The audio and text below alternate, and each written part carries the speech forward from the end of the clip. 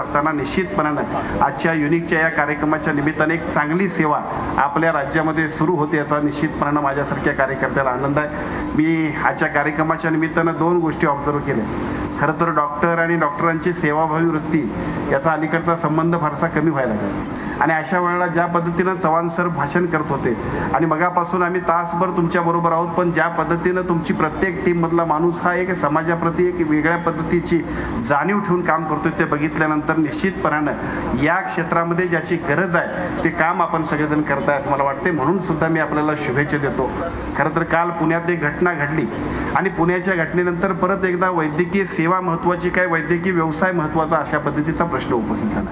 या सगळ्यांमध्ये सुद्धा तुमच्यासारखे डॉक्टर आणि तुमच्यासारख्या टीम आम्हा सगळ्यांना खूप अपेक्षित आहेत आणि मला असं वाटतं की त्याच पद्धतीचं काम भविष्य काळामध्ये करण्यासाठी आजच्या या कार्यक्रमाच्या निमित्तानं आपण सगळेच जण अतिशय चांगल्या पद्धतीचा संकल्प करून पुढे जाऊया आणि खूप चांगल्या पद्धतीनं लोकांच्या आरोग्याची काळजी घेण्याचा संकल्पसुद्धा आपण सगळेजण घेऊया अशा पद्धतीची विनंती करतो.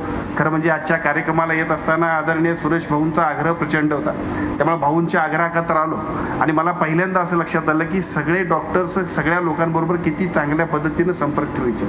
अलीकडच्या काळामध्ये वैद्यकीय व्यवसायातल्या माणसांबरोबर राजकारण्यांचे संबंध हे फक्त बिलापुरते राहिले आणि मग बिलानंतर बिल कमी होत नाही म्हटल्यानंतर आम्ही सगळी मंडळी मात्र तुम्हा सगळ्यांच्या बरोबर वाद मारतो.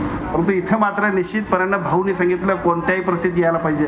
समितजी म्हटले अहो तुम्ही तिकडे यायलाच पाहिजे आणि आपण सगळीजण जे आहे ते ज्या पद्धतीनं त्या सगळ्यांच्या बरोबर संपर्क करतोय ते बघितल्यानंतर हेच कोऑर्डिनेशन लोकप्रतिनिधींचं आणि वैद्यकीय व्यवसायातल्या सर्व डॉक्टर्सचं जर असलं तर निश्चितपणे आपण अजून सुद्धा खूप चांगल्या पद्धतीचं काम भविष्यामध्ये करू शकतो आणि त्या पद्धतीचं काम सुद्धा आपण सगळ्यांनी करावं अशा पद्धतीची विनंती करतो.